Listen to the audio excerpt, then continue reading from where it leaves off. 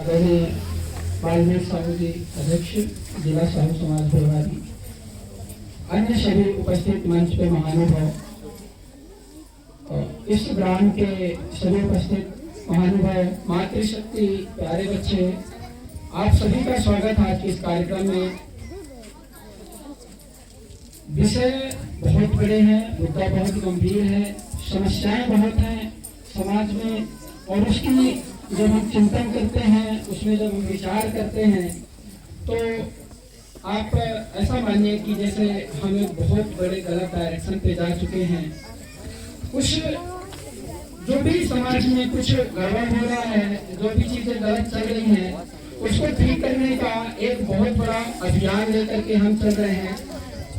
आप सभी एक बार ना कृपा करके मेरी बातों को ध्यान से सुनिएगा। यदि आपके काम की नहीं होगी तो आप बेशक इसको इग्नोर कर दीजिएगा, पर थोड़ी देर के लिए आप पूरे मन से सुनिएगा। आज की जो चर्चाएं हैं और जो हम चर्चा करने वाले हैं, एक एक व्यक्ति के लिए है। हमारा स्लोगन आप देखेंगे, व्यक्ति निर्माण से राष्ट्र निर्माण। एक एक व्यक्ति का योगदान होगा हमारे इस संपूर्ण कार्यक्रम में, और इस महापरिवर्तन के अभियान जो हम लेके चले हैं, उस अभियान को आपके एक एक व्यक्ति के समर्थन से ही पूरा होगा। तो कृपा करके उस भागीदारी को आप सभी देंगे, और हम विचार करेंगे। अभी थोड़ी देर हम इस विषय पर विचार करेंगे कि आखिर हम जन्म क्यों लिए होंगे, और हमने जो बच्चे हैं उनका जन्म क्यों हुआ होगा, और उनका जो शिक्षा व्यवस्था है और ये जो समाज है उसकी पूरी व्यवस्था कैसे चलेगी, और ये बच्चे जो हैं इनका करना क्या है। क्या ये सिर्फ स्कूल जा करके पढ़ करके नौकरी पाने के लिए जन्म दिया आप लोगों ने, या फिर और भी कुछ उद्देश्य हैं जो बाकी हैं।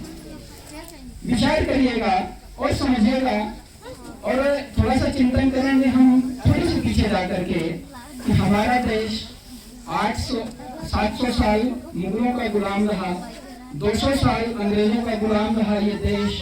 उससे पहले विश्व गुरु, चक्रवर्ती सम्राट और सोने की चिड़िया रह रहा ये देश आज इतना ज्यादा गर्त में कैसे चला गया। इतना ज्यादा भुखमरी, इतनी अज्ञानता, इतना अंधविश्वास और इतना ज्यादा लूटपाट कैसे। जिस समाज में नारी शक्ति की पूजा होती थी, जो समाज नारी की शक्ति से परिचित था, जिसमें सबका सहयोग और हर व्यक्ति सुखी, समृद्ध, शिक्षित, हर प्रकार से सशक्त होता था, वो इतना कमजोर कैसे हो गया।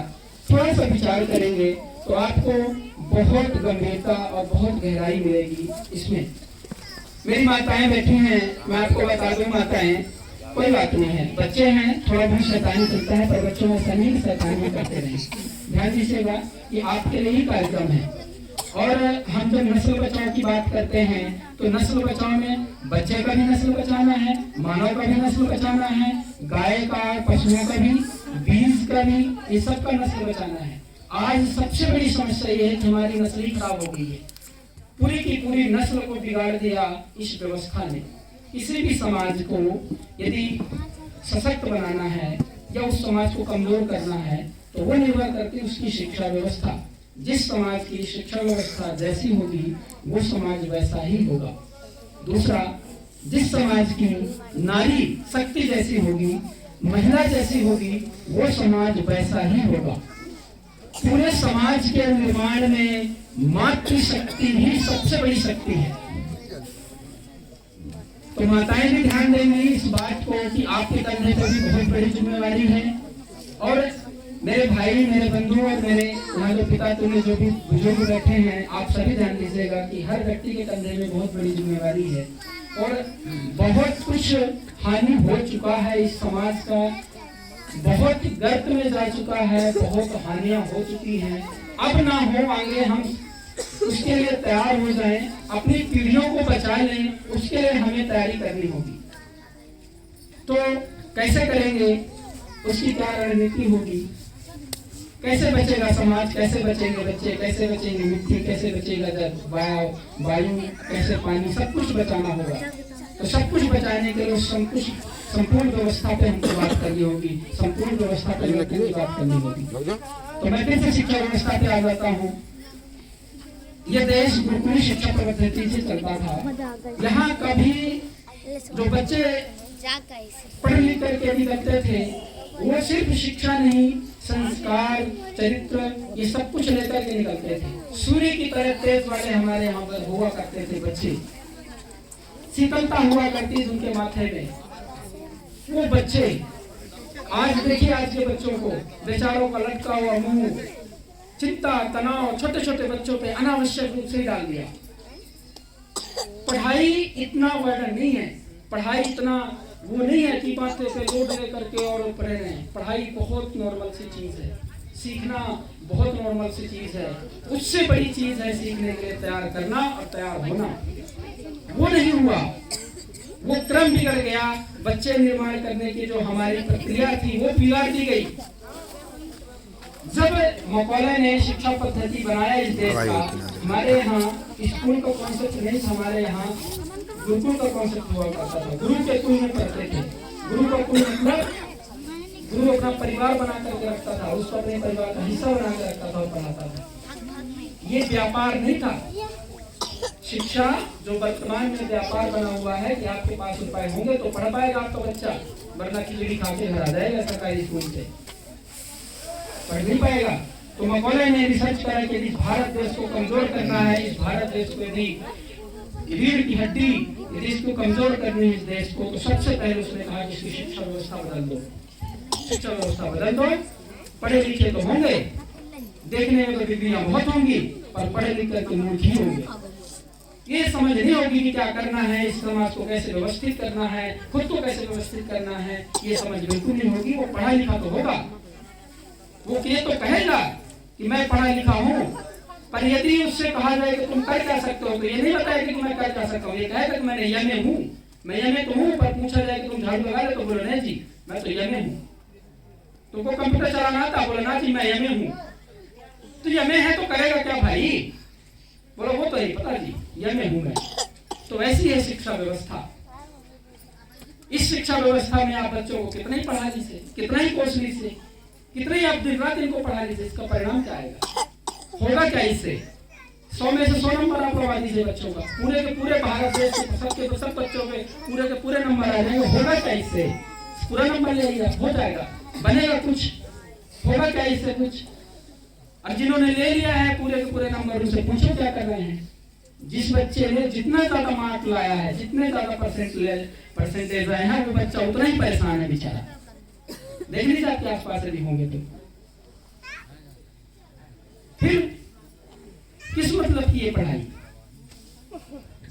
किस मतलब की ये पढ़ाई, और इतना पैसा खर्चा करने का, इतना समय करने का, इतना समय देने का, जिसका परिणाम ही शून्य आना है।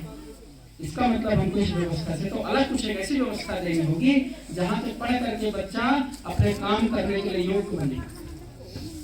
ऐसी व्यवस्था देनी होगी जहां तक पढ़ करके उसके अंदर समाज के प्रति दर्द हो, लोगों के प्रति दर्द हो, इस प्रकृति के प्रति समझ हो, परमात्मा के प्रति समझ हो, ये भी पता हो कि क्या करना है और ये भी पता हो कि क्या नहीं करना। यदि ऐसी व्यवस्था नहीं दे पाएंगे तो फिर हम इस समाज को नहीं बचा सकते। आज आपकी मिट्टी नहीं मिट्टी रह गई, बच्चे बच्चे नहीं रहे, बच्चे बच्चे नहीं रहे, मिट्टी मिट्टी नहीं रही, वायु वायु नहीं रहा, पानी पानी नहीं रहा, सब जहर बन गया। कितने दिन तक चलेगा हम ऐसे बताइए? जिस दिन डीजल पेट्रोल बंद होगा उस दिन तो आपकी खेती बंद हो जाएगी, बताइए। और डीजल पेट्रोल की एक सीमा होती है, धरती के अंदर उतनी सीमा है, जिस दिन बंद होगा उस दिन क्या करेंगे?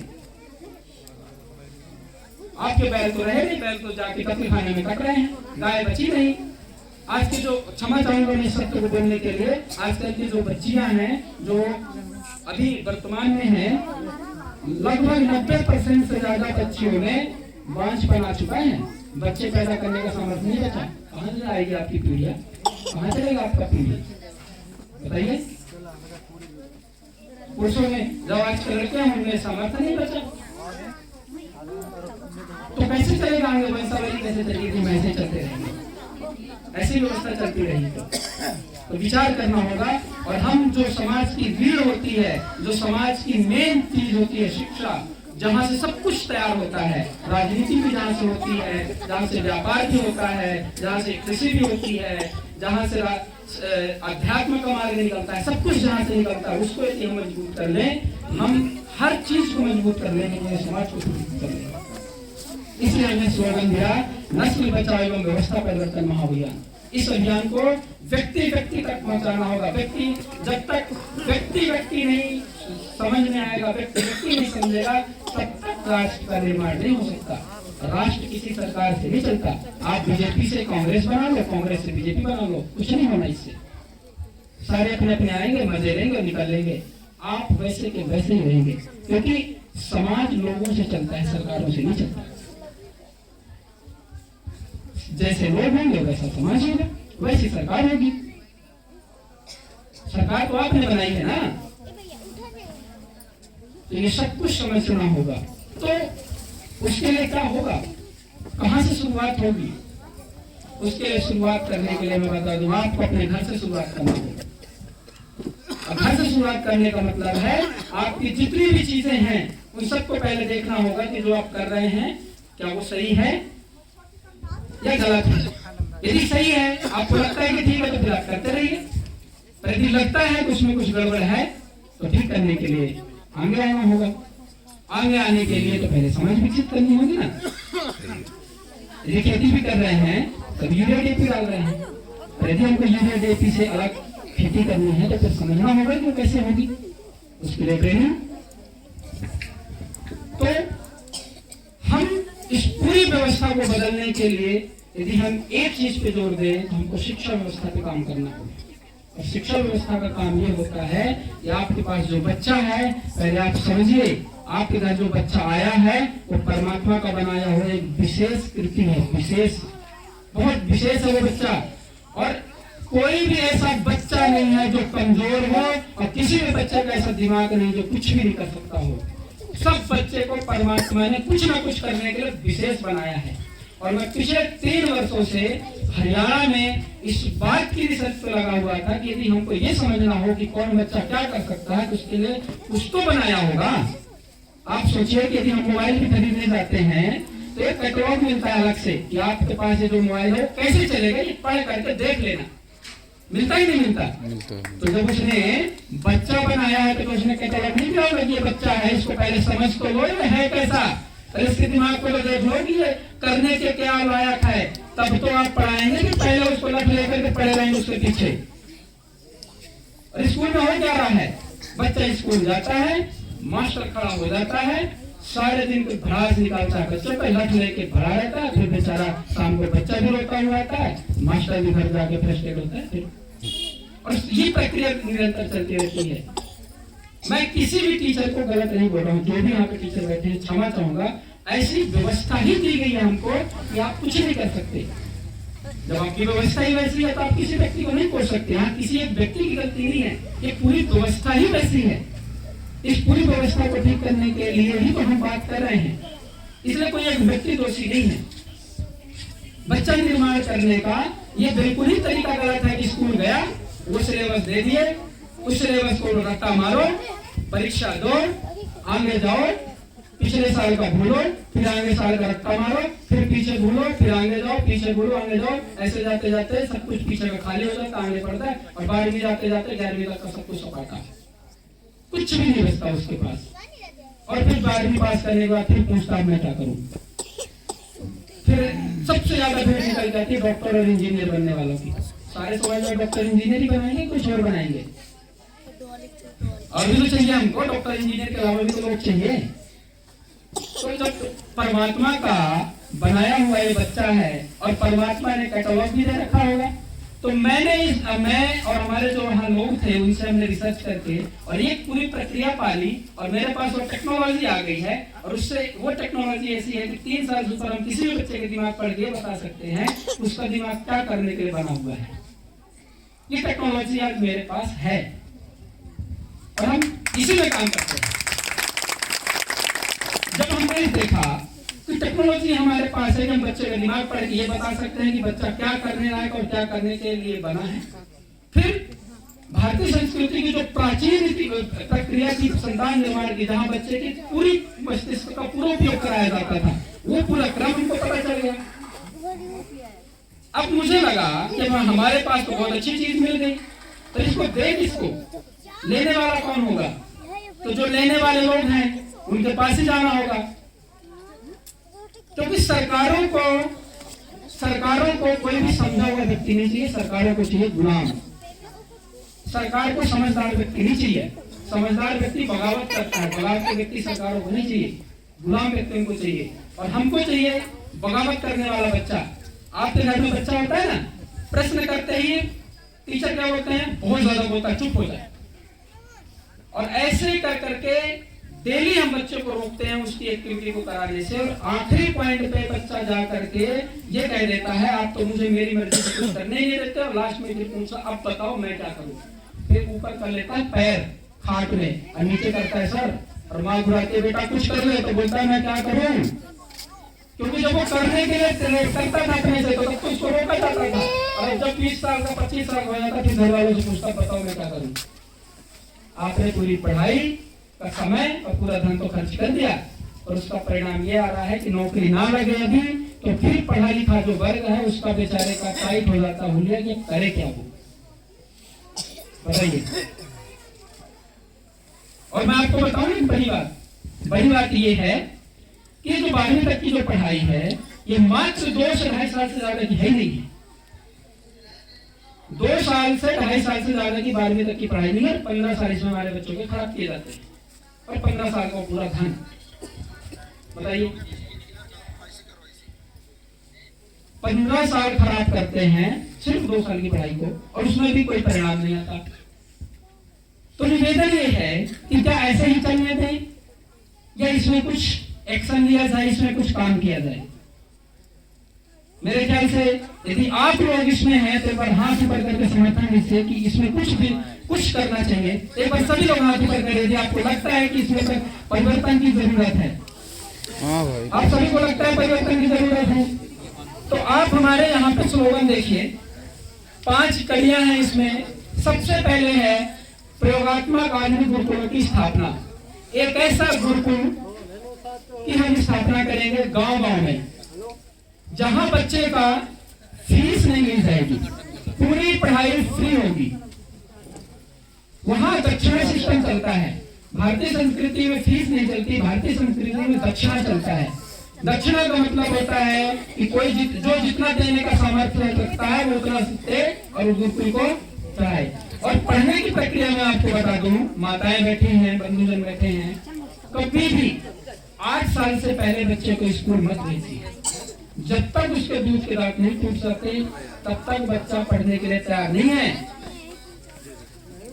अभी वो बचपना है, उसने उसको खेलने के लिए बनाया, उसका बचपना मत मारिए। परमात्मा ने उसको बचपन दिया है। अभी 3-3 साल के बेचारे बच्चों को स्कूल में डाल रहे हैं, रट मार के उनको पढ़ा रहे हैं, सारा बचपन छीन गया उनका। परमात्मा की दी हुई बचपन उसको खेलने पीछे ना, क्यों मारना किसी का बचपन। पढ़ाने की प्रक्रिया ये नहीं है, सीखने का प्रक्रिया ऐसा नहीं है। सीखने का वो सीख ही जाएगा, सीखने आया है वो, पर आप सीखने के लिए उसके दिमाग को तैयार करिए। और यहाँ पे सबसे ज्यादा जो रोल आता है बच्चों को तैयार करने का, वो माँ। 8 साल तक बच्चा जब घर में रहता है तो माँ तैयार करती है। महर्षि दयानंद जी ने अपने सत्यार्थ प्रकाश में स्पष्ट रूप से लिखा है कि बच्चे का 8 साल तक बच्चे का निर्माण खुद माँ करे।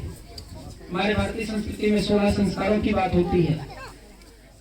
पंचकोश, हमारे शरीर में 5 कोश होते हैं। पंचकोश आधारित शिक्षा व्यवस्था होती है, रक्तमार्ग शिक्षा व्यवस्था नहीं होती। जन्मजात प्रतिभाओं को आकलन करके पढ़ाया जाता है, ऐसे नहीं पढ़ाया जाता कि कुछ भी गधा घोड़ा बना करके पढ़ाया जाए और काम कुछ ना आए। उसको समझा जाता है। पढ़ाने से पहले हम पहले समझे कि बच्चा क्या करने के लायक है। हो सकता है उसको मिट्टी में रुचि हो सकता है उसको सिंगिंग में रुचि हो सकता है उसको बोलने में मजा आता हो सकता है किसी को खेलने में मजा आता हो सकता है किसी को शांत बैठने में मजा आता हो, किसी को किताब पढ़ने में मजा आता हो, किसी को लिखने में मजा आता हो। सबका अपना अपना रुचि हो सकता है ना। ये तो वो स्वयं तय करेगा उसको क्या बनना है। आप तो सिर्फ उसको उस माहौल में डालिए, बच्चा अपने आप तैयार हो जाएगा। पढ़ाई इतनी बात वो नहीं है।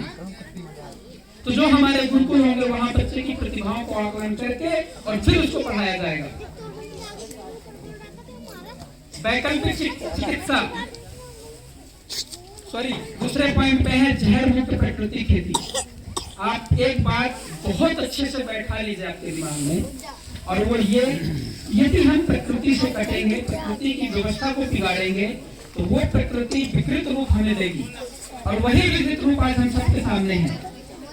बिगड़ा हुआ जल, बिगड़ा हुआ वायु, और बिगड़ा हुआ आसमान, बिगड़ा हुआ मिट्टी, और उसी का कुछ परिणाम है बीमारियां, इतना ज्यादा मानसिक तनाव, शरीर में सामर्थ्य नहीं बचा, मस्तिष्क में इतना बुद्धि नहीं रही, दिमाग इतना तेज हमारा रही नहीं कि हम इतना समझदारी रह पाए। इसलिए सब कुछ ये व्यवस्था है उस गलत आदतों का, गलत खान पान का, गलत उसका। आपकी खेती शुद्ध होनी चाहिए। ये धरती हमारी माँ है और हम उसके पुत्र हैं, और कोई भी पुत्र अपने माँ को प्रदूषित नहीं कर सकता, अपने माँ के ऊपर जहर नहीं डाल सकता। और हम निर्दयता के साथ उस मिट्टी में जहर डाल रहे हैं। यूरिया डीएपी जहर है मिट्टी के लिए, और इस तरीके से मिट्टी पूरी बांझ हो चुकी है। 2-4 साल, 5 साल, 10 साल से ज्यादा नहीं चल सकता। क्या खाएंगे कि मिट्टी से उत्पादन ही बंद हो जाएगा? तो बताइए, है कुछ उपाय? आप फैक्ट्री में नहीं बना सकते, अन्न फैक्ट्री में नहीं बनेगा, मिट्टी से ही पैदा होगा। बच्चे फैक्ट्री में नहीं बनेंगे, उसके लिए माँ चाहिए, ऐसी सशक्त माँ चाहिए जो सशक्त बच्चा पैदा कर सके। ये चाउमीन बर्गर खाने वाली बच्चियां सशक्त मर्द पैदा नहीं कर सकती। उसके लिए मजबूत खान पान रखना पड़ेगा, तब जाके मजबूत होंगी वो। महिलाओं में समाज निर्माण करने का सामर्थ्य महिलाओं में है, पुरुष तो सिर्फ सहयोगी होता है। आप ध्यान रखिएगा, जिस घर में महिला ने ठान लिया कि घर को बर्बाद करना, उस घर को किसी ने नहीं रोक पाया घर बर्बाद होने से। रोक पाया क्या? और जिस परिवार को महिला ने ठान लिया कि इसको मजबूत करना है, उसको कोई बिगाड़ नहीं सकता। उस परिवार को महिला शक्ति के सामने सारी शक्तियां फीकी हैं। इसलिए मातृशक्ति इस बात को समझ ले, आपके पास जो बच्चा है उसको निर्माण करके और इस समाज को समर्पित करिए। ऐसा बच्चा दीजिए इस समाज को जो इस समाज की सारी कुरीतियों को, सारे दरिद्री को, सारी व्यवस्थाओं को बदल करके एक ऐसी सुदृढ़ सुव्यवस्थित जो आने वाले भविष्य को तय करेगा।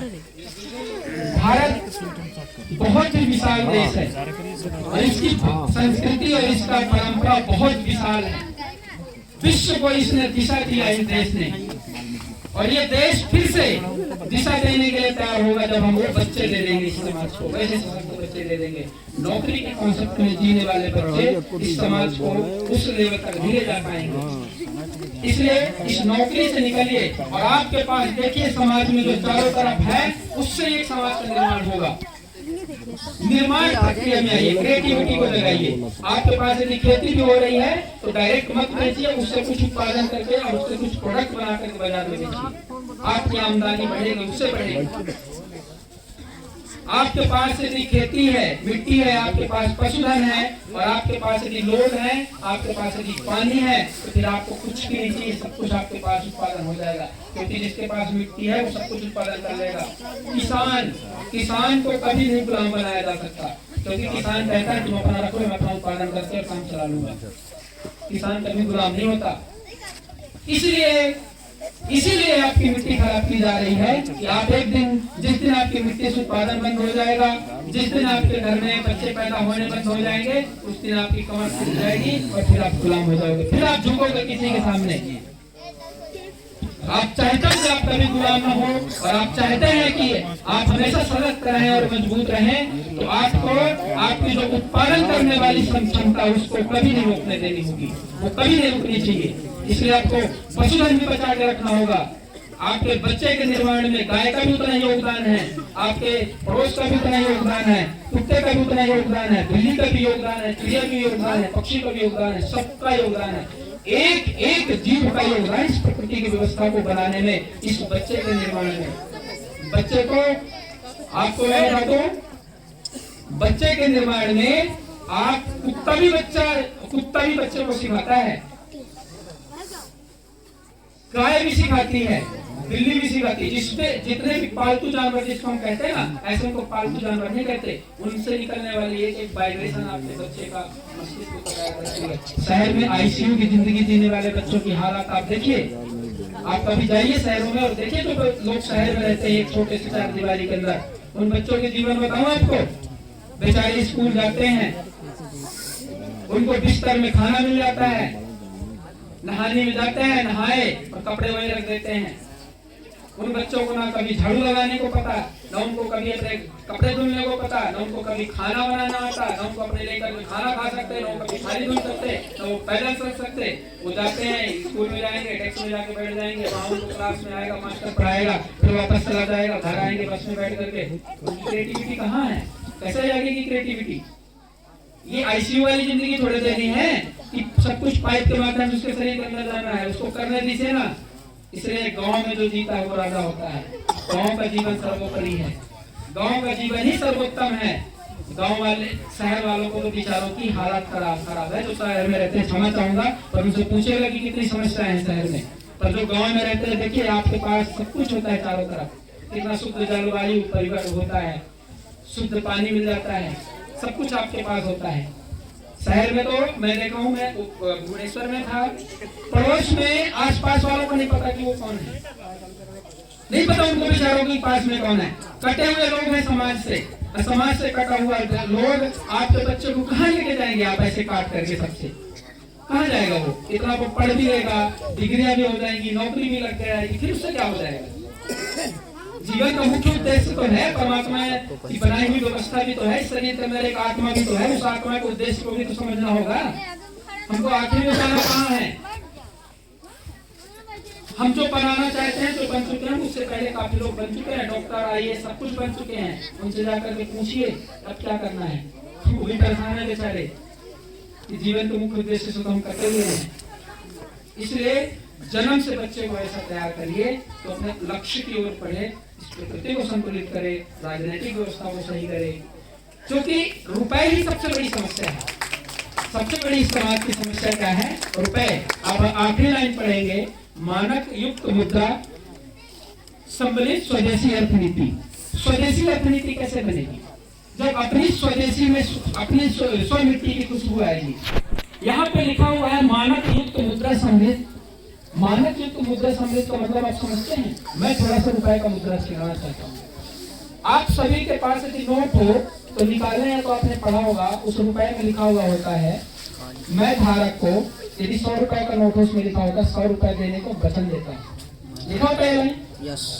आप में से विचार करें, यदि वो 100 रुपए है तो वो किस 100 रुपए देने की बात कर रहा है और वो लाइन क्यों लिखी होगी? कभी आपने विचार करें? बच्चों बड़े मेरे बात को ध्यान देंगे, हम 100 रुपए के पीछे घूम रहे हैं ना सुबह से शाम तक, पर आप समझ तो लीजिए रुपया है क्या? कभी ध्यान रखिए, रुपए है क्या? 1 रुपए का मतलब क्या है? 1 रुपए का क्या मतलब है? रुपए मापक होता है किसी चीज का, और आपके जो नोट है ना उस नोट में लिखा होता है 1 रुपए का नोट। आप देखेंगे 1 रुपए के नोट में लिखा होता है भारत सरकार, और 1 रुपए से जितनी भी बड़ी नोट होंगी उन सब में लिखा हुआ होगा RBI, reserve bank of India. Bharat सरकार उसमें नहीं लिखा होता, और उसमें लिखा हुआ होता है मैं धारक को इतने रुपए देने को वचन देता हूँ। यदि वो 100 रुपए है तो किस 100 रुपए को देने को बात कर रहा है? और यदि वो 100 रुपए देने की बात कर रहा है तो कौन से 100 रुपए देने की बात कर रहा है?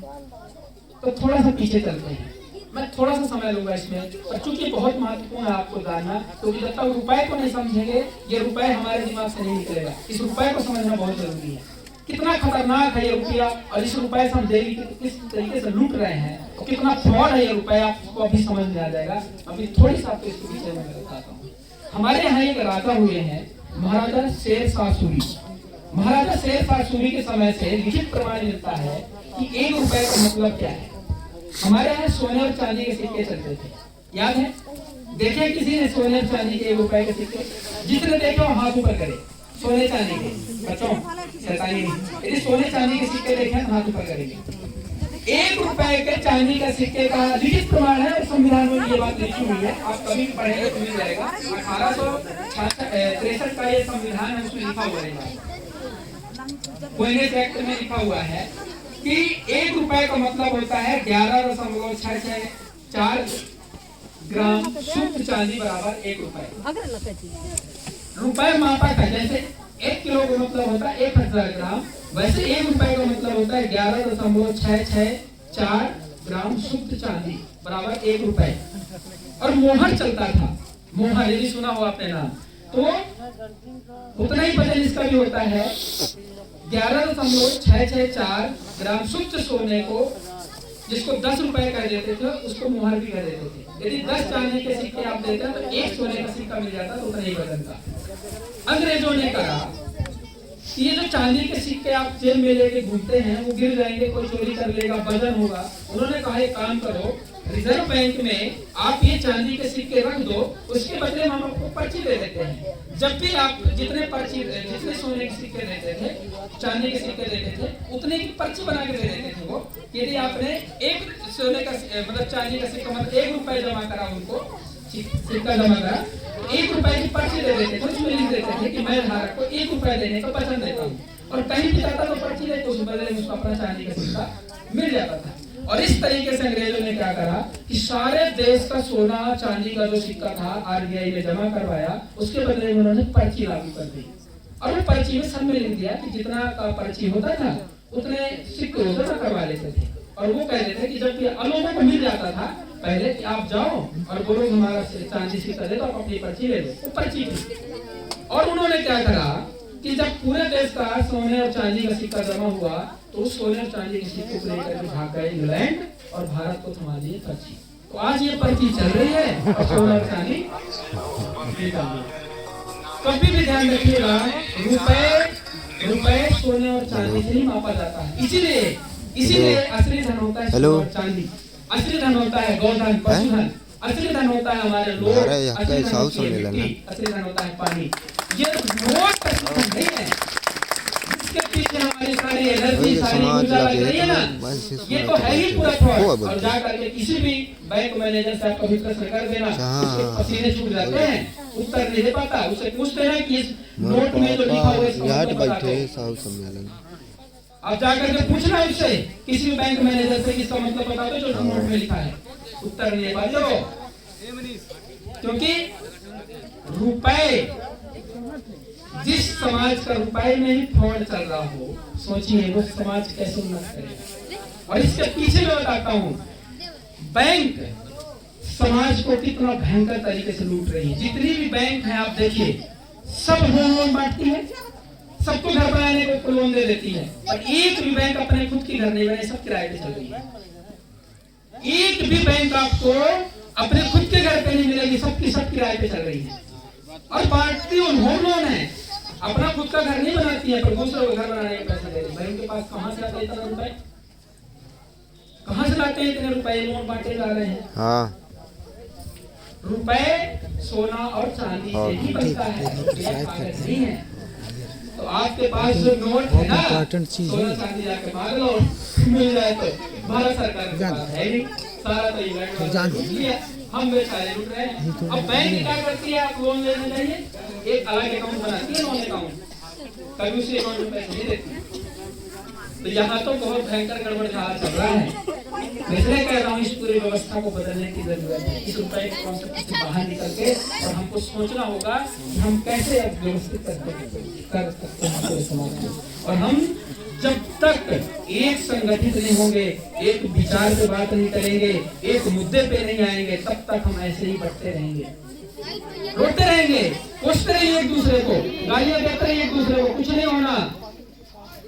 आप इस व्यवस्था में चले जाइए, आप किसी को भी राजनेता बना के आपके बीच में से निकाल दीजिए, वो भी उसी सिस्टम का गुलाम हो जाएगा, वो भी वैसे ही करेगा जैसा हमारे देश आएगा, क्योंकि ये पूरा सिस्टम ही वैसा है। इस पूरी सिस्टम को बदलने के लिए आपको वैसे बच्चे चाहिए, उस प्रखर बुद्धि का बच्चा चाहिए जो रिसर्च करने वाला बुद्धिमत्ता हो। आपके सामने ऐसे ऐसे बच्चे बैठे होंगे, कोई साइंटिस्ट होगा, कोई इंजीनियर होगा, कोई डॉक्टर होगा, कोई वकील होगा, कोई सिंगर होगा, कोई खिलाड़ी होगा, अलग अलग प्रकार का, कोई किसान होगा, और वो जीना चाहता है वैसा जीवन। मैं आपको बता दूं, हमारे अंदर जो परमात्मा बना के भेजता है ना, उसके लिए हमारे दिल में 50 बार ख्याल आता है कि मैं वैसा काम क्यों नहीं कर रहा हूँ। जो बच्चा बोलने के लिए बना है ना, और यदि उसको बोलने को ना मिले तो चिड़चिड़ा हो जाएगा। जो खेलने के लिए बना हो, उसको खेलने को ना मिले तो सारे दिन सामान तोड़ेगा घर का। क्योंकि खेलने के लिए बना, उसके शरीर में खेलने वाली एनर्जी है, वो लात मारेगा, किसी न किसी चीज को तोड़ता थोड़ी मचाएगा। और टेबल में बैठेगा, टेबल में भी लात मारेगा, घर में बैठेगा तो दीवार पे लात मारेगा, जहां पाएगा वहां लात मारेगी। क्योंकि उछलने के लिए बना है, खुदकने के लिए बना है, उसको खुदकने दीजिए। यदि बच्चा खुदकने के लिए आया तो, यदि बच्चा रिसर्च करने वाला है कि हर चीज को खोल खोल के देख रहा है, यदि तोड़ फोड़ के देख रहा है, तो उसको थोड़ा तोड़ने दीजिए, उसको दीजिए वो समय, तोड़ने दीजिए उसको, कुछ नहीं बिगड़ता। यदि बहुत बड़ी हानि नहीं होती है, बड़ी बड़ी हानि का मतलब है कि बच्चा यदि किसी चीज से मर नहीं रहा है, किसी एक्टिविटी से, तो उसको करने दीजिए, तो खुश थक करके आ जाएगा वापस। संतान निर्माण में धैर्य बहुत चाहिए। सारी माताएं दिन भर चिड़ी रहती हैं कि बच्चे ने ये कर दिया, बच्चे ने वो कर दिया, भाई यहाँ पे बच्चा चुप बैठ जा, शांत बैठ जा। नहीं बैठेगा वो शांत, क्योंकि शांत बैठने के लिए वो आया ही नहीं है। तो इस पूरी प्रकृति को, इस पूरे व्यवस्था को समझने के लिए आया है, और वो वैसा ही कर रहा होता है। तो हम नहीं समझ पा रहे होते हैं, हमें लगता है गड़बड़ कर रहा है। वो गड़बड़ नहीं कर रहा होता है, असल में हम गड़बड़ कर रहे होते हैं, जिसको रोक रहे हैं। इसलिए आपका खान पान भी शुद्ध करना होगा, आपकी दिनचर्या भी बदलनी होगी। और जो कॉलेज में बच्चियां पढ़ रही हैं, उनसे आप निवेदन करिए तो जींस पहनना छोड़ दें। जींस कितना घातक है आपके लिए, आपको बता दूं कि वो टाइट होता है, और वो टाइट करके इतना कस के रखता है उनके कमर को, उनका गर्भाशय को सिकोड़ देता है। और सिकुड़ा हुआ गर्भाशय विकसित नहीं हो पाता, उसमें बच्चा कैसे विकसित होगा? वो चूजा पैदा होगा, वो मर्द पैदा नहीं होगा, रानी लक्ष्मीबाई पैदा नहीं होगी, भगत सिंह पैदा नहीं होगा। उसमें से पैदा होगा जो जन्म लेते ही सुई और गोलियां दवाइयों के बेस पे जी रहा होगा। जिसको सुई और गोली के बेस पे जी रहा होगा, वो क्या जीवन जिएगा बताइए? और कैसे इस विरासत को बचाएगा, इस अनमोल धरोहर को बचाएगा? नहीं बचा सकता।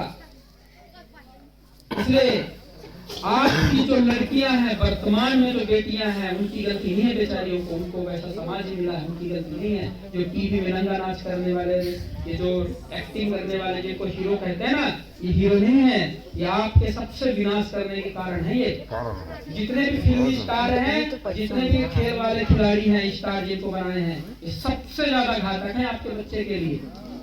इनको हीरो मत बनवाइए, इनको कहिए ये हीरो नहीं है, हीरो रानी लक्ष्मीबाई है, माता सीता है, माँ कर्मा है, हमारी आदर्श है, ये हमारे आदर्श है। भगत सिंह हमारा आदर्श होगा, भगवान श्री राम हमारे आदर्श हैं, भगवान श्री कृष्ण हमारे आदर्श हैं, अर्जुन जैसा धनुर्धर। हमें आचार्य चाणक्य, हमें चंद्रगुप्त चाहिए, और चंद्रगुप्त और आचार्य चाणक्य जैसे महान बुद्धि पाने के लिए ना, वो माताएं चाहिए। शिवाजी को पैदा करने के लिए फिर माता जीजाबाई को बनना होगा, माँ को जीजाबाई बनना होगा। श्री राम को पैदा करने के लिए माँ कौशल्या चाहिए, लौ और कुश को पैदा करने के लिए माता सीता चाहिए। माताएं आपके कंधे में बहुत जिम्मेवारियां हैं। ये जो बेटियां हैं ना आपके पास, इनको तैयार करिए, आने वाले भविष्य के लिए बहुत लड़ाइयां हैं। बहुत दुर्दशा हो गई इस समाज की, इस समाज को कुछ बचाना है ना, तो तैयार होना होगा। और तैयार होने का मतलब ये है कि आप में से एक ऐसा अंश पैदा करिए, आने वाले भविष्य को निर्माण कर दे। एक ही शिवाजी दे दो, सारे मूलों के दांत खट्टे कर देगा वो। एक ही शिवाजी दे दो, एक ही रानी लक्ष्मीबाई दे दो, अंग्रेजों को धूल चटा देंगे। बेटियों को तैयार करने के लिए ना सिर्फ वो चूल्हे तक सीमित नहीं रहे, वो राजनीति में भी हिस्सा ले। वो यदि भोजनालय को औषधालय बनाते वो, क्योंकि यहीं से सारा बीमारियां उत्पन्न होती हैं आपके रसोई से, रसोई को औषधालय बना दे। वो घर की अर्थव्यवस्था उसके हाथ में होती है। जो पुरुष बैठे हैं वो समझेंगे थोड़ा सा कि नारी क्या चीज होती है, वो समझिएगा।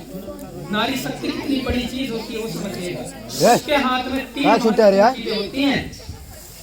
3 महत्वपूर्ण कौन कौन सी?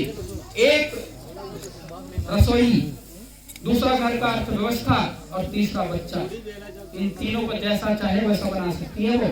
पर उसके लिए सबसे बड़ी दुर्भाग्य की बात यह है, हमारे बेटियों को आयुर्वेद की जानकारी दी जाती, न उनको सशक्त बनाने के लिए फिजिकल वो जो आत्मरक्षा कहते हैं ना, वो सिखाया जाता, न उनको अर्थव्यवस्था घर कैसे चलाना ये बताया जाता है, उनको ये बताया जाता है कि तुमको आत्मनिर्भर बनना है। आत्मनिर्भर बनने का मतलब ये तुमको नौकरी देना है।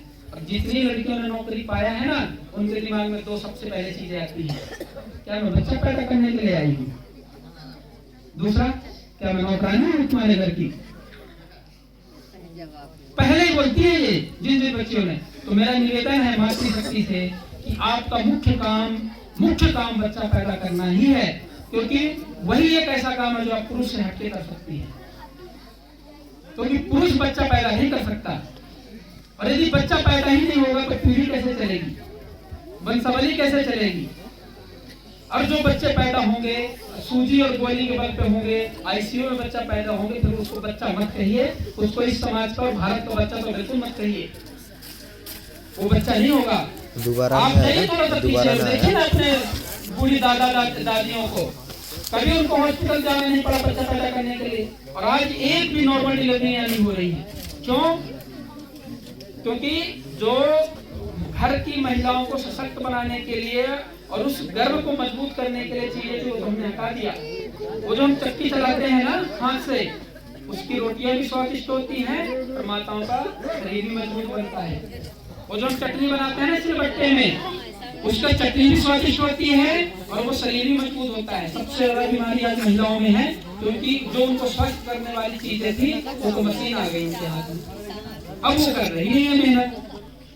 तो घर का स्वाद भी बिगड़ा हुआ है और उनकी बीमारियां भी बढ़ी हुई है।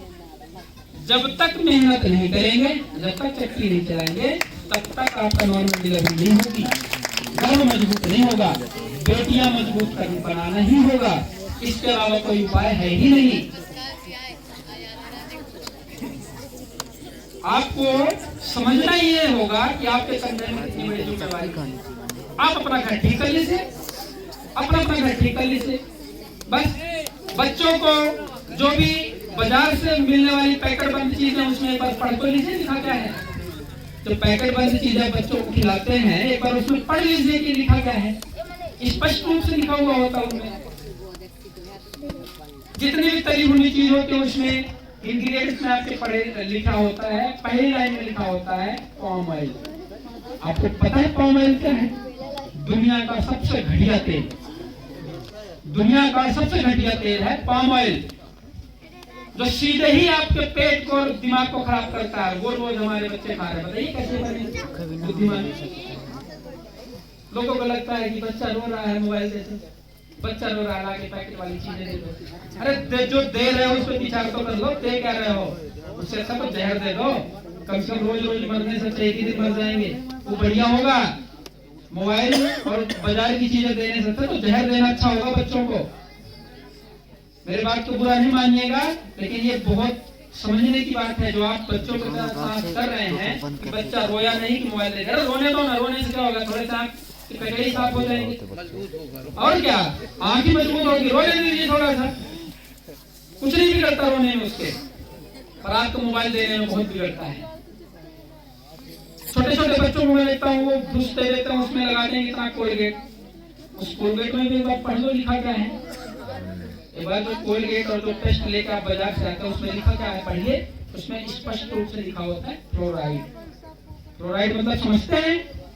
फ्लोराइड मतलब ये कि आपके पीनियल ग्लैंड पर अटैक मारता है। वो अंग्रेजों ने पूरी रिसर्च करी है कि भारत की पीढ़ी को गुलाम कैसे बनाना है, उसके दिमाग को कैसे कमजोर करना है। हमारा पीनियल ग्लैंड इतना ताकतवर होता है, इतना मजबूत होता है, उसका सीधा कनेक्शन परमात्मा से होती है, जिसको कहते हैं हाईली एनर्जी।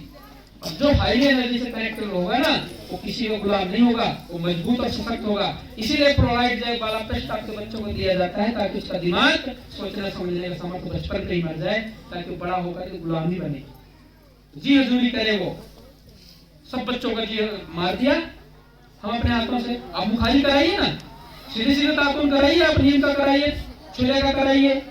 आपके पास जो भी करने वाली चीजें हैं कब बिगड़ता है। जो दातुन करने वाले उनके दांत देखिए, रुंदे देखिए तो रोज कुछ लपेटते हैं। देखिए आप जो बाजरे की रोटी खाता है उनको देखिए, जो गेहूं की रोटी खाता है उनको देखिए। आप देखिए अब प्रथा हो गई है, जो पहले कहते हैं गरीब आदमी खाता था कोयला कुटकी, और आज अमीर लोग खा रहे हैं। खरीद के। अब उल्टा हो गया है, बीमारियां पहले उनमें थी और आज बीमारियां हमारे वालों में आ गई हैं। बदल गया जमाना नहीं बदला है, हमारी बुद्धि का लेवल वो हो गया है, हम सोच नहीं पा रहे हैं। 5 किलो जो आपको कोटा में मिलता है ना, उसके पीछे की कहानियां पढ़ लो थोड़ा सा, आपको समझ में आ जाएगी उसकी क्या कहानियां हैं। वो जहाँ स्टोर करके रखा जाता है ना, वहाँ भयंकर केमिकल डाला जाता है और केमिकल वाला गेहूं और चावल हमको मिलता है, हम बड़े शौक से खाते हैं। हमें सब कुछ अपने आप को 360 डिग्री में सोचना होगा, पूरा घुमा के सोचना होगा, एक चीज से सोचना होगा। बातें करने के लिए इतना है कि मैं क्या बताऊं आपको, कितना ही करते रहेंगे, पर समय की सीमा होती है, इसलिए रोकना पड़ता है। हमको समझना होगा, अपनी समझ विकसित करनी होगी और आपको शुद्धता की ओर जाना होगा और उस ओर जाना होगा कि आपको अच्छे बच्चे तैयार करने हैं। आपको सिर्फ बच्चा तैयार करना है ना, तो आप इतना समझ लीजिए कि आपको सब कुछ ठीक करना है। आप ये मान लीजिए कि यदि आप ये चाहते हैं कि मैं अपने बच्चे को ठीक करूं, तो आपको तो पड़ोस वाले बच्चे भी ठीक करना होगा, क्योंकि खेलना तो उन्हीं के साथ जाना है। तो वो जैसे होंगे तो वैसे ही हो जाएगा वो। तो उनसे भी निवेदन करनी होगी कि तुम अपने वाले को संभालो, हम अपने वाले को संभालते हैं। आपका बच्चा बहुत अच्छा बना लो, पड़ोस का बच्चा बिगड़ रहा है, तो अगर समस्या किसके लिए है? वो आपके वाले के लिए है। आप अपने वाले बच्चे को खूब सुख सुविधाएं दे दो, खूब अच्छी व्यवस्थाएं दे दो, और कल का पड़ोस का बच्चा बिगड़ रहा है और उसने मान लो बंदूक खरीद लिया, किसको लपेट देगा? क्या पता आपके बच्चों को गोली नहीं मारेगी, इसकी क्या गारंटी है? आपका भी तो लपेटे में आ सकता है ना। इसलिए पूरे समाज को ठीक करना होगा। पहले यदि एक बच्चा भी कुछ गड़बड़ करता था ना, तो उसको डर रहता था कोई पड़ोस वाला परिवार का देख ना ले और दुपक जाता था। और अब उसको देख रहा होता वो खुद ही आंख बंद कर लेता है कि कौन पड़े इस चक्कर में, तो उसके माँ बाप जाके कहेंगे आपको क्या लेना देना। ये समस्या है। इसलिए समाज निर्माण करने के लिए या बच्चा निर्माण करने के लिए आपको पूरे समाज को समझना होगा और पूरे समाज के साथ काम करना होगा। सब कुछ मैं नहीं कर सकता, मैं बोल सकता हूँ यदि, मैं फिर खेती नहीं कर सकता। यदि खेती कर सकता हूँ तो फिर मैं अन्य कार्य नहीं कर सकता। सबको करना होगा। अच्छे राजनीति करने वाले भी आपके बीच में से निकालने होंगे, अच्छी खेती करने वाले निकालने होंगे, अच्छे बोलने वाले निकालने होंगे, अच्छे अध्यात्म वाले निकालने होंगे, अच्छे पढ़ाने वाले निकालने होंगे, अच्छे सुनने वाले भी निकालने होंगे, अच्छी माताएं तैयार करनी होगी। एक बार आपने माता अच्छी महिला तैयार कर ली ना, अच्छी मातृशक्ति तैयार कर ली, आप कुछ भी करने की जरूरत नहीं है, क्योंकि वो सब कुछ ही कर लेगी। यदि माँ तैयार हो गई ना कि बच्चा का निर्माण करना है। माता सीता ने कहा था श्री राम जी से, हमारे समाज में बड़ा मिथ है कि श्री राम जी ने माता सीता को जंगल में छोड़ दिया था। छोड़ा नहीं था। माता सीता जी ने कहा था, ये जो श्री राम जी राजा थे, राज्य में हर प्रकार का धन आता है, चोरी का भी आता है, डकैती का भी आता है, बेईमानी का भी आता है, हर प्रकार का आता है। माता सीता ने कहा कि मैं मेरे बच्चे को अपने पुरुषार्थ से पालूंगी, अपनी ईमानदारी और अपने मेहनत के कमाई से अपने बच्चों को पालूंगी। उन्होंने कहा कि इस लूट के खसोट के धन और अन्न को खिलाकर मैं अपने बच्चों की बुद्धि खराब नहीं करूंगी। इसलिए उन्होंने महर्षि वाल्मीकि कुटिया में आश्रम में जाकर के और खुद खेती करती थी, खुद जंगल से लकड़ियां लाती थी और खुद उनको भोजन बना करके खिलाती थी। इसलिए लोगों को कुछ तैयार किए थे, क्योंकि माँ चाहिए, माँ का अंश होता है वो, उसमें माँ से बुद्धि, माँ का खून, माँ का रक्त होता है वो, उसमें सब कुछ होता है माँ का। बिना अच्छी माँ के अच्छे सम्मान को संसार और अच्छे समाज की कल्पना नहीं कर सकते आप। इसलिए माँ की शक्ति ही सब कुछ कर देगी, हमें उसका सपोर्टिव बनना है। माँ की शक्ति बहुत बड़ी शक्ति है, मैं बार बार इसको कह रहा हूँ। तो इसके लिए हम प्लान ये है हमारा कि हम एक ट्रेनिंग प्रोग्राम चलाएंगे। उस ट्रेनिंग प्रोग्राम में हम ये सिखाएंगे कि आपको बच्चे कैसे पालने हैं और बच्चे कैसे तैयार करने हैं। क्योंकि इस तरीके का आपके पास गधे, घोड़े, सुअर, मछली, मुर्गे सब पालने की सरकार ने ट्रेनिंग सेंटर खोल रखे हैं, पर बच्चा कैसे पालना एक भी ट्रेनिंग सेंटर नहीं है, एक भी ट्रेनिंग सेंटर नहीं है। इसलिए ये जिम्मेवारी अब साहू समाज ने पहले लिया है कि हम बच्चा पालने की ट्रेनिंग हम शुरू करेंगे। साहू समाज इसमें अगुवाई कर रहा है, इसलिए हम सभी को गर्व करना चाहिए कि हम उसी साहू समाज का हिस्सा हैं और ये साहू समाज इसका अगुवाई कर रहा है कि बच्चा कैसे पालना है, इसकी भी ट्रेनिंग देंगे और बच्चे को पढ़ाना कैसे है इसकी भी ट्रेनिंग देंगे। और 14 साल के अंदर अंदर पूरी शिक्षा व्यवस्था, पूरी पढ़ाई खत्म करके बच्चे की, और 18 साल होते होते उसको रोजगार के योग्य तैयार करना, ये भी सब समाज करेगा। 18 साल का जो बच्चा होगा वो अपने रोजगार को करने के लिए तैयार होगा। ऐसी शिक्षा व्यवस्था भी समाज को देंगे। और इसके लिए हमारे पास पूरे संसाधन और पूरे तजुर्बे हैं, बस आपको तैयार होना है करने के लिए।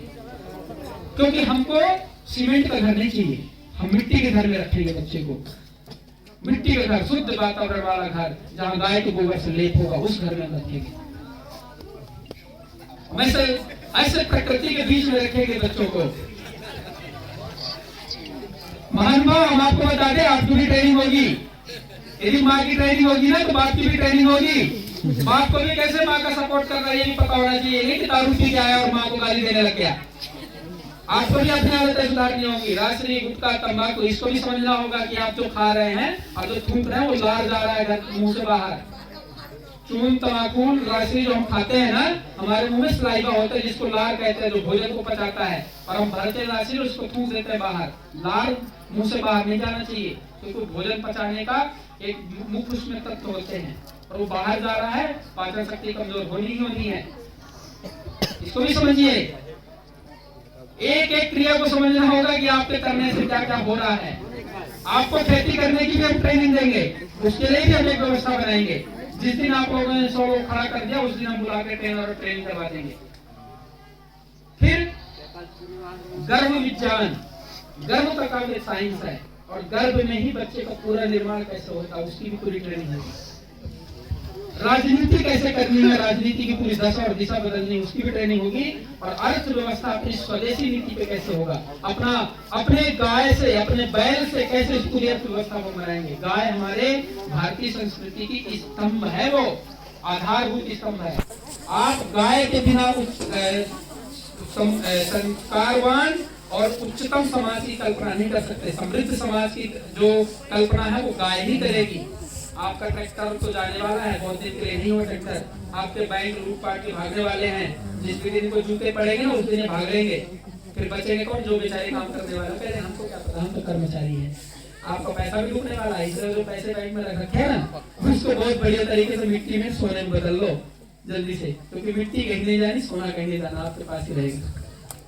इसको भी समझने की जरूरत है। सही।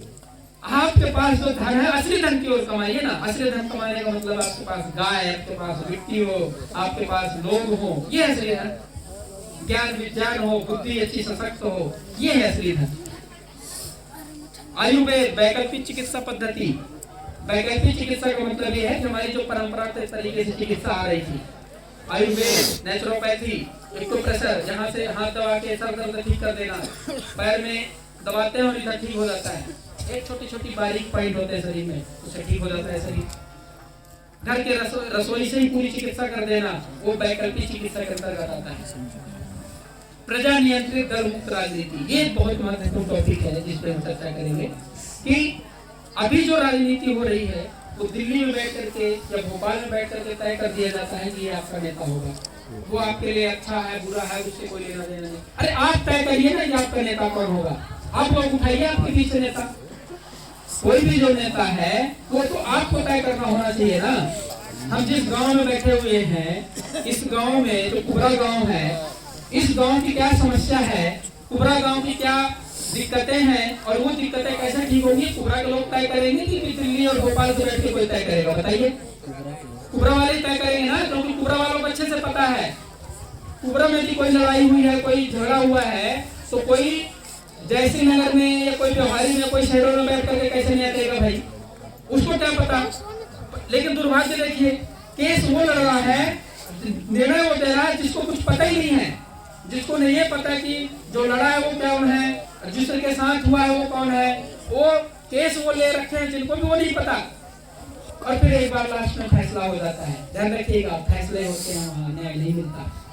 कोर्ट फैसला सुनाता है, न्याय नहीं देता। न्याय आपकी जो ग्राम पंचायत है, गांव के लोग हैं, जो यहाँ का पंचायत है, यहाँ के जो न्याय करने वाले लोग हैं, तो तुमको अच्छे से पता है वो कैसा व्यक्ति है, उनको ये भी पता है कि उसके पक्ष में जिसके साथ वो ठीक कैसा है, और निर्णय गाँव के उसमें से होगा। तो गांव को अपना कंट्रोल अपने हाथ में लेना होगा। और जिस गांव के 70% लोग किसी एक विषय को लेकर के मोहर दे देंगे, उसको सुप्रीम कोर्ट भी नहीं बदल सकता। ये संविधान में है। आप लोग ले लीजिए अपनी जिम्मेदारी। आप अपने गांव के लोग अपने गांव की जिम्मेदारी स्वयं लीजिए और आप खुद तय करिए कि इस गांव को क्या चाहिए। आप खुद तय करिए कि आपके बच्चों को कैसे पढ़ाना, आप खुद तय करिए कि आपको खेती कैसे करनी है, आप खुद तय करिए कि आपको क्या बनाना है, आप खुद तय करिए कि आपको सूजी चाहिए, वैक्सीन चाहिए कि नहीं चाहिए। या तो ये सोचता है कि जबरदस्ती कोई चला जाएगा। वैक्सीन 90-95% लोगों को जरूरत नहीं थी, पर जबरदस्ती दी गई और लिए लोगों ने, मजबूरी में लिए, शौक में लिए, कैसे लिए, पर लिए। जरूरत नहीं थी। जिसके शरीर से पसीना टपक रहा है ना, इसका मतलब शरीर से बीमारियां भी टपक रही हैं, पर फिर भी ठूसा गया जबरदस्ती। क्यों? क्योंकि हम बंधे थे, हम गुलाम थे, किसी न किसी चीज के गुलाम थे। हमको कुछ चाहिए था, लालच में लिया हम लोगों ने। जिसको लालच नहीं था उसने सीधा कह दिया तुमको जो देना होगा रख लेना, मुझे कुछ नहीं चाहिए, मुझे जरूरत नहीं इस चीज की, मुझे नहीं चाहिए। और मैं आपके सामने खड़ा हूं, मैंने एक भी वैक्सीन के टीके नहीं लिए, एक भी नहीं लिए।